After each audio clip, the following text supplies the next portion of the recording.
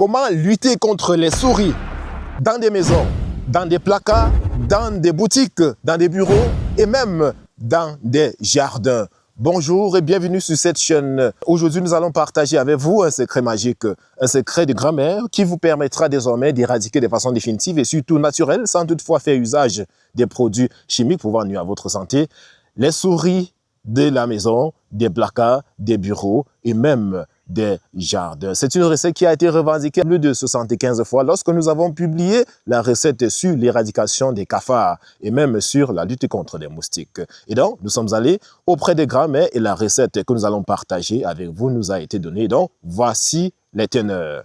Une fois de plus, bonjour et bienvenue. Déjà, pour commencer, il faut préciser qu'un certain nombre d'éléments doivent être mobilisés, à savoir tout d'abord le ciment. Vous avez le choix entre le ciment, le plâtre ou encore la chaux vive. Donc, nous avons choisi le ciment parce que c'est la matière qui était la plus disponible à notre niveau. Le deuxième élément à disposer, et ceci de façon obligatoire, c'est la farine. À côté de la farine, vous devez disposer du sel. À côté du sel, il faut un peu de sucre. Et à côté de tous ces éléments, vous devez augmenter tout simplement un additif qui peut être, entre autres, du chocolat en poudre, des cacahuètes. Moi, j'ai choisi quelque chose, je ne sais pas si elle va en trouver. Voici ce que j'ai choisi. Ça, voilà, ça c'est un biscuit. J'ai choisi un paquet de biscuits de 25 francs CFA. Aussi, il faut une petite quantité d'eau et un bol dans lequel on va mettre cette eau. Donc, les éléments étant mobilisés, comment est-ce que la formulation se passe? Observez attentivement. Pour ce faire, vous avez besoin de quoi effectuer le mélange. Et comme je suis dans le champ, je suis obligé d'utiliser le moyen de bord. Voilà, donc je vais mélanger mes ingrédients dans cette boîte. Voilà. La première chose à faire, c'est d'introduire la farine dans la boîte. J'introduis la farine, ça c'est la farine. J'introduis là. J'introduis la farine. Une bonne quantité, bien sûr, en fonction du nombre de tas que je vais effectuer ou bien que je vais disposer après. Donc, je mets la farine. Après la farine, on met d'autres éléments tels que le sucre, le sel, et puis le biscuit ou bien le chocolat ou bien les cacahuètes. Je vais expliquer le rôle de chaque élément lorsque nous aurons terminé de faire le mélange jusqu'à disposer. Donc, voici le sel. Ça, c'est le sel là. Donc, on met. En fait, on met à volonté en ce qui concerne l'ensemble de tous ces éléments. Donc, vous mettez le sel. Et puis, le sucre. On met un peu de sucre en poudre là. Donc, si vous avez le sucre en morceaux, vous pouvez écraser avant de mettre. Voilà. Après avoir mis l'ensemble de ces éléments, il y a un autre que j'ai oublié, le biscuit de tout à l'heure. Voilà. Donc, voilà le biscuit que je vais essayer d'écraser. Vous pouvez choisir n'importe quel biscuit. Hein. Si vous choisissez même le biscuit qui a la crème, il n'y a pas de souci. Ça aura quand même un souci parce qu'il ne faudrait quand même pas que le mélange soit mouillé. Donc, vous prenez le biscuit là, vous écrasez, vous mettez dans le mélange. Donc, vous écrasez correctement. Comme c'est une démonstration, je ne vais pas utiliser les outils ici pour écraser. Voilà. Maintenant, c'est après avoir mis l'ensemble de ces éléments que vous allez faire l'estimation du volume ou bien de la quantité ou encore du poids avant de mettre l'autre ingrédient que je vous ai présenté au départ. Ça veut dire le ciment ou bien le plâtre ou encore la chaux. Donc, la quantité de cet élément-là va dépendre de ce que vous aurez obtenu ici. Ici, vous pouvez mettre à volonté. Mettez tout ce que vous voulez. Mettez tout ce que vous savez que la souris adore, que ce soit le poisson fumé ou bien le poisson sec, que ce soit, je ne sais pas trop, j'ai précisé le chocolat en poudre, tout ce que vous savez que les souris adorent manger. Vous mettez tout ça ici, vous mélangez surtout avec la farine. Il faudrait que cela soit en poudre. Voilà, il faudrait que tout ça soit en poudre. Donc, c'est après avoir fait tous ces mélanges ici que vous allez donc essayer de faire l'estimation de la quantité pour mettre soit le ciment, soit le plâtre ou encore la chaux.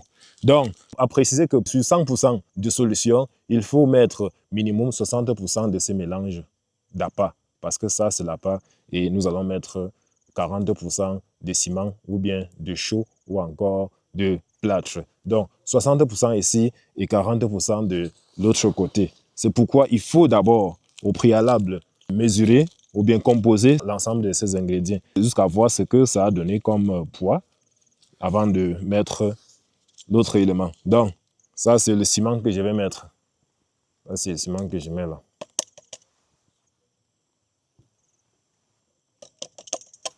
Une chose à préciser, c'est que comme je suis en plantation, il y a certaines négligences que je suis en train de faire. Mais lorsque vous allez faire ces mélanges, vous allez toujours vous rassurer de porter les gants parce que les souris sont des animaux souvent un peu intelligents là. Voilà. Donc, si vous utilisez vos mains en direct pour pouvoir faire l'opération, elles pourront sentir votre odeur et du coup fuir. Voilà. Toujours utiliser les gants pour faire le mélange. Donc, après avoir mis les éléments dans notre dispositif là, la seule chose à faire, c'est d'homogénéiser. Donc, on tourne correctement.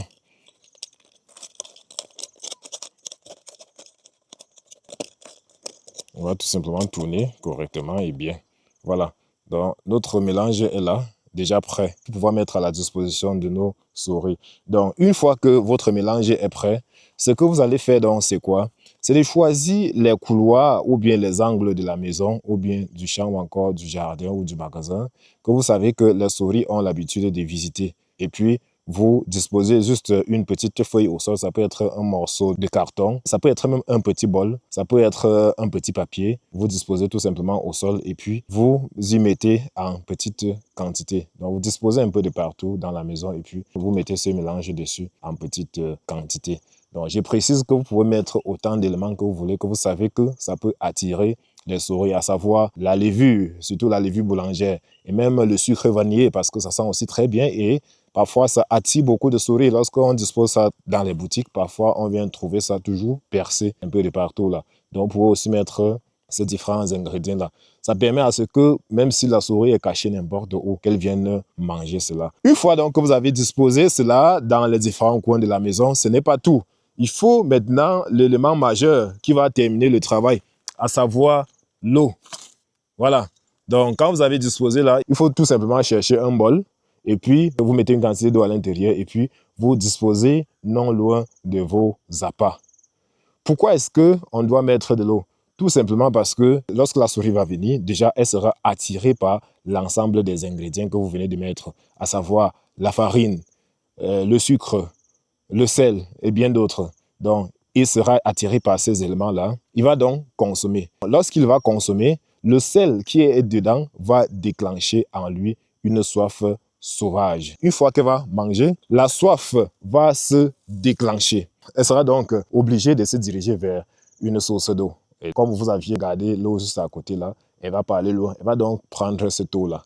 Une fois qu'elle aura bu de l'eau, le plâtre ou bien le ciment ou encore la chaux que vous avez mis à l'intérieur va maintenant entrer en action. Tout le monde sait que lorsque ces éléments sont généralement en contact avec l'eau, à un moment donné, ça va duiser. Donc, c'est le même comportement qui va s'effectuer dans l'estomac de la souris, que ce soit le plâtre ou bien le ciment. C'est vrai que la réaction de la chaux sera différente. La chaux va plutôt brûler l'estomac de la souris, pendant que le plâtre va durcir, le ciment lui aussi va durcir.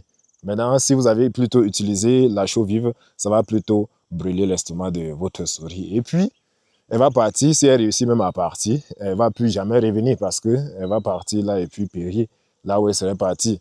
Voilà, donc c'est cette technique-là que je tenais à partager avec vous. C'est très simple. Donc après avoir effectué le mélange là, nous avons prévu le carton. C'est lorsque je vais arrêter la vidéo pour qu'elle ne soit pas très longue. Donc je vais utiliser ce carton-là pour pouvoir disposer le mélange dans les coins de notre champ. Donc, désolé pour ceux qui ont dit que pourquoi est-ce que les astuces comme ça, nous les tournons toujours au champ, c'est parce que nous passons presque 90% de notre temps au champ. Voilà. Donc, pourquoi l'astuce? Non seulement parce que beaucoup ont demandé, mais aussi parce que nous aussi, nous en sommes victimes. Regardez, donc regardez là, nous sommes dans notre champ de fruits de la passion, bien sûr. Donc, regardez pourquoi j'ai parlé au départ quand on pouvait faire le piège pour le champ. Donc, vous voyez, ça, c'est les souris qui ont fait cette affaire-ci. Les fourmis viennent juste terminer le travail. Donc, lorsque les fruits mûrissent, généralement, ça tombe. Voilà, ça tombe. Et lorsque ça tombe dans des endroits aussi cachés que ceux-ci, on ne va pas du tout découvrir ça tôt. Et après là, on va venir se rendre compte que les souris ont totalement bousillé. Donc, il y a beaucoup de personnes qui sont victimes de ces problèmes-là. Regardez le travail des souris. Vous voyez? Regardez le travail des souris. Ça, c'est les souris. Et c'est versé au sol. Hein. C'est versé au sol. Un peu de partout. Voilà le fruit qui est versé au sol. Les gars ont pris le temps de décortiquer les graines une par une. Une par une. Ils ont décortiqué tout ça et mangé la graine centrale.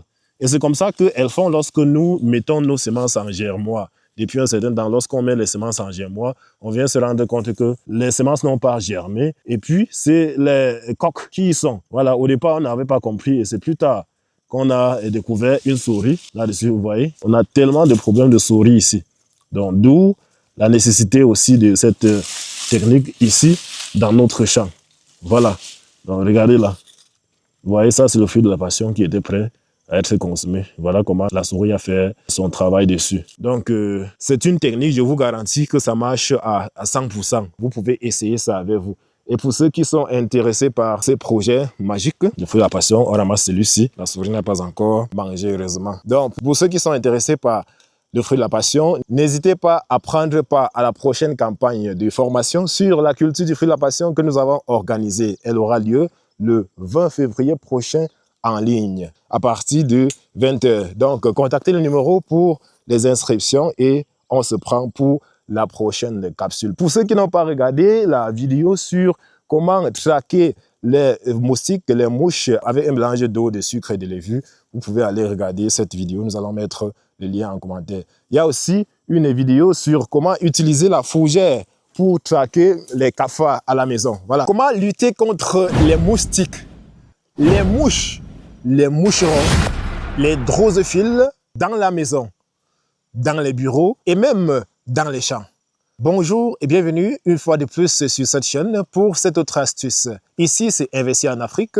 Nous partageons avec vous des informations sur l'investissement, sur l'agriculture et surtout les astuces de bien-être. La dernière fois, nous avons publié sur cette chaîne une vidéo sur comment éradiquer les cafards dans son magasin, dans sa maison et même dans son entrepôt avec de la fougère. Et beaucoup de personnes ont apprécié l'astuce tout en demandant de demander encore à grand-mère une astuce pour éradiquer les mouches et les moustiques. Alors grand-mère m'a répondu et je vous donne dans cette vidéo la teneur de sa réponse. Comment éradiquer les moustiques, les moucherons et les mouches dans sa maison? C'est dans cette vidéo. Donc il faut préciser que l'astuce consiste à fabriquer un piège à moustiques ou bien à mouches. Et qui dit piège dit appât. Quel est donc l'appât adoré par ces éléments dont je viens de citer? Le meilleur appât n'est rien d'autre que le CO2. Nous allons donc fabriquer un piège dans lequel nous allons y introduire le CO2. Le CO2, pourquoi? Parce que c'est ce gaz-là que notre peau dégage généralement et qui est souvent à l'origine de ce tracking-là effectué par la mouche ou bien les moustiques jusqu'à notre dernier retranchement. Nous allons être surpris que même dans la plus sombre de la nuit, le plus petit des moustiques va nous localiser. En principe, ce qui favorise ou bien facilite cette géolocalisation, c'est le CO2 qui est dégagé par notre peau. Et donc, nous allons fabriquer un CO2 qui sera plus fort que ce qui est dégagé par notre peau et ça permettra à ce que désormais, lorsque le moustique va entrer, au lieu de nous suivre, il va plutôt se diriger vers ce CO2-là qui sera en quelque sorte un peu plus intense. La mouche qui va entrer, au lieu d'aller se déposer sur notre fruit, va plutôt se diriger vers notre piège. Et une fois là-bas, il sera tout simplement capturé comme dur n'importe quoi. Et donc, pour fabriquer notre piège, voici quelques éléments à disposer. On aura besoin de ça. Voilà ce qu'on aura besoin. Ça, c'est les bouteilles. C'est avec ça qu'on va fabriquer le piège. Et juste de quoi couper. Pour fabriquer l'appât, on aura besoin de 3 éléments, à savoir d'abord du sucre. Ça, c'est le sucre en morceaux. Vous pouvez utiliser le sucre en poudre. Donc, je précise qu'à la place du sucre, vous pouvez utiliser le miel. Mais je ne vois quand même pas quelqu'un dépenser pour acheter du miel juste pour un petit piège. Voilà, donc je préfère le sucre. Avec 25 francs, vous pouvez faire cette opération. À côté de cela, vous aurez besoin de la levure boulangère. Voilà, voilà la levure boulangère de toutes les façons. Beaucoup connaissent ce que c'est que la levure boulangère. Vous allez juste aller demander ça chez le boutiquier le plus proche. Voilà, avec 100 francs, vous pouvez avoir un petit sachet. Donc, on aura besoin du sucre, de la levure boulangère et juste d'une petite quantité d'eau. Cela va nous permettre de fabriquer tout simplement notre appât. Voilà. Et pour fabriquer le piège, comment est-ce que cela se passe?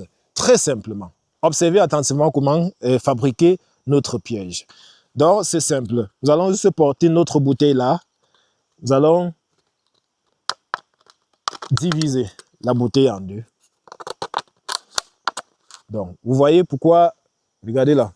Donc, vous voyez pourquoi j'ai dit dès le départ que on peut aussi fabriquer cela pour notre champ. Vous voyez, nous sommes au champ, hein? Voilà le moustique, il est déjà là. Donc, il faut que je fabrique le piège pour désormais être épargné de ces agressions. Je suis en train de vouloir travailler là, il est là seulement pour m'agresser. C'est aussi de là que part l'inspiration de demander à grand-mère de me donner cette astuce-là. Voilà, là je le tue d'abord, avant de fabriquer le piège.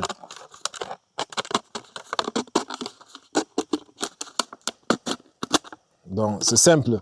Donc, lorsque vous avez coupé, je précise qu'au préalable, là, le couvercle ne doit pas déjà nous servir. On coupe là et on dispose là. Vous voyez? On prend la deuxième bouteille, on divise quelque part là. Donc, je vous recommande généralement minimum 4 bouteilles. Si vous êtes par exemple à la maison, je vous recommande 4 bouteilles pour une pièce ou bien 4 pièges pour une même pièce. Voilà, ça va vous permettre de quadriller la zone. Si c'est pour mettre par exemple au salon ou bien dans la chambre, ouais, voilà, deuxième piège.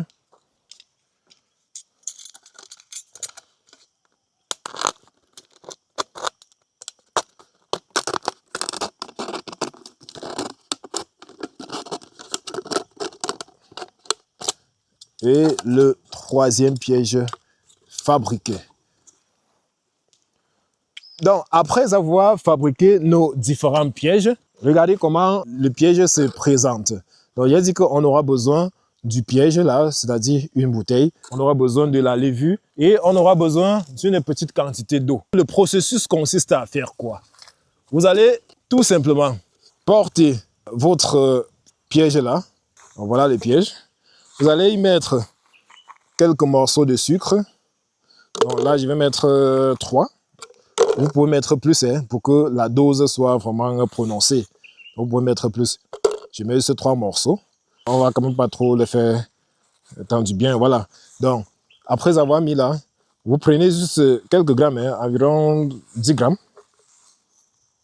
De la levure boulangère, je précise la levure boulangère. Donc, vous prenez là juste quelques 10 grammes là. Et puis, vous versez à l'intérieur.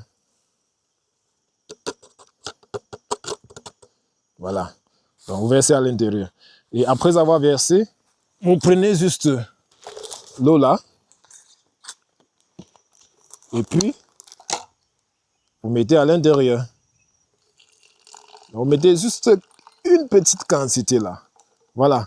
Donc, ça, c'est au trop 100 ml. Hein.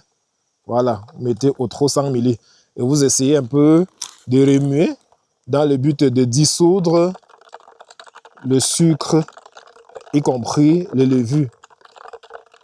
Et par conséquent, homogénéiser le mélange. Voilà. Donc, vous secouez là, ça fait encore les bruits, ça veut dire que le sucre est encore en morceaux.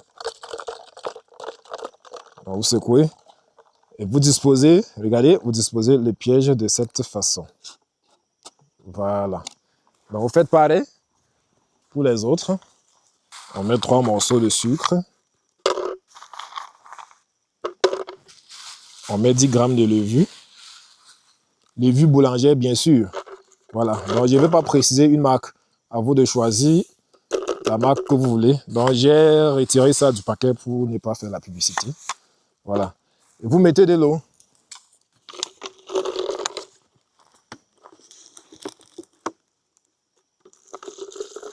C'est une petite quantité, comme je viens de le dire. Vous secouez bien, vous disposez. Vous portez l'autre. 3 morceaux de sucre. Donc, vous pouvez utiliser le sucre en morceaux ou bien le sucre en poudre. Ça dépend de vous. Voilà. Donc, je précise que vous pouvez mettre plus, hein, vous pouvez mettre plus de 3 morceaux, 5 morceaux, même il n'y a pas de souci. Et même la levure, vous pouvez mettre plus. Et augmenter même la quantité pour que le produit soit bien dosé. Donc, on met là, on met de l'eau.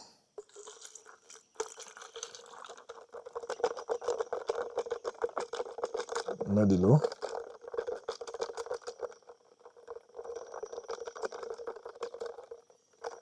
On remue.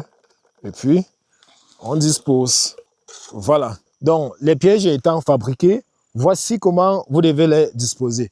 J'ai précisé que vous pouvez l'utiliser soit à la maison, soit au bureau, même si vous êtes en plantation. Je ne sais pas où vous êtes et que vous avez souvent l'agression de ces nuisibles, les moucherons, les mouches, les moustiques et autres, y compris même les drosophiles. Les drosophiles sont les petits insectes là que lorsque vous mettez une nourriture qui tend déjà à la putréfaction, vous allez venir les voir dessus, ou bien sur un fruit.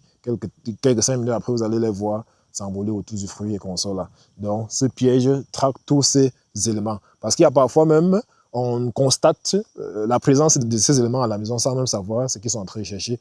Il n'y a pas de nourriture en putréfaction, il n'y a pas un fruit qui se dégrade, rien, mais on note quand même leur présence, y compris des moustiques. Donc, je suis ici dans la plantation et chaque fois que je veux travailler, je suis en train de faire par exemple la transplantation ou bien le repiquage de mes plants là, mais sauf que je ne parviens pas à travailler, comme vous avez vu tout à l'heure, chaque fois que je prends un plant pour pouvoir mettre dans le pot, il y a un moustique là qui va venir se poser sur la pomme de main là, et qu'est-ce qu'il faut faire? Il faut donc les piéger. Donc ça, c'est le plan de fruits de la passion. Je profite pour dire que ceux qui sont intéressés par le projet Fruits de la Passion, vous pouvez passer la commande de vos plans. Nous sommes en train de lancer 100 000 plans pour cette campagne 2025. Voilà. Donc, ce que j'ai fait pour désormais être épargné, c'est quoi?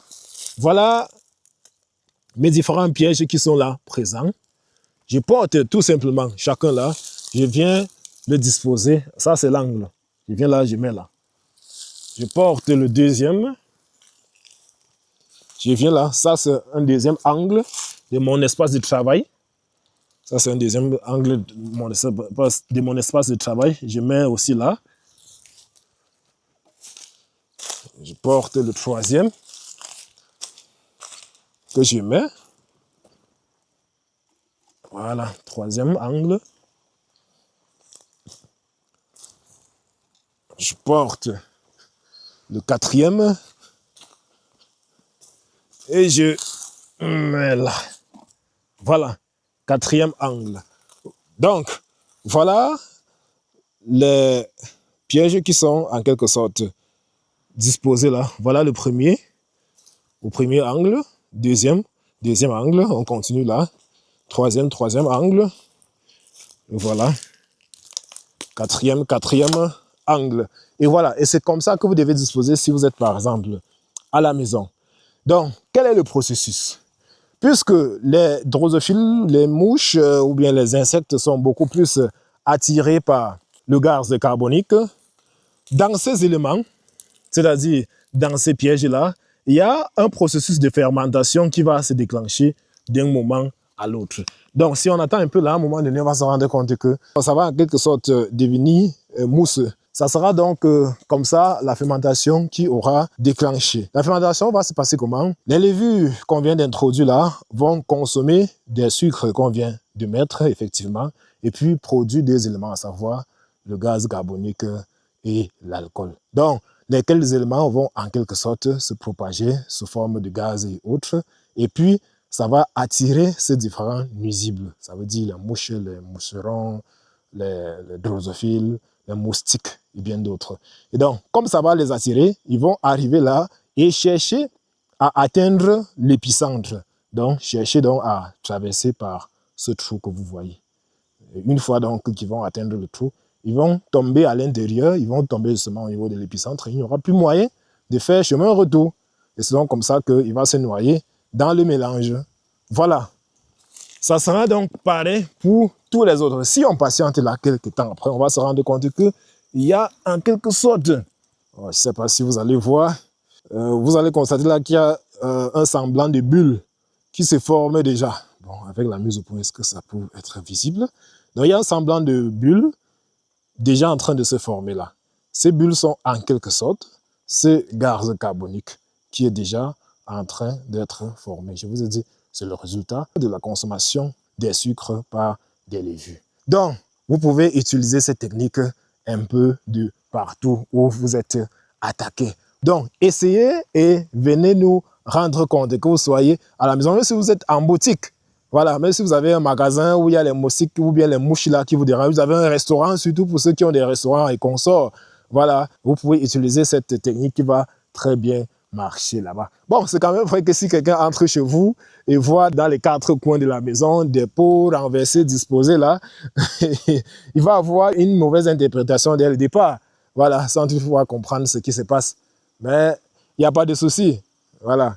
Donc, essayez l'astuce et puis commandez les plants de fruits de la passion. Ou bien achetez la formation sur la culture du fruit de la passion. C'est très important, les gars. C'est ça qui nous encourage.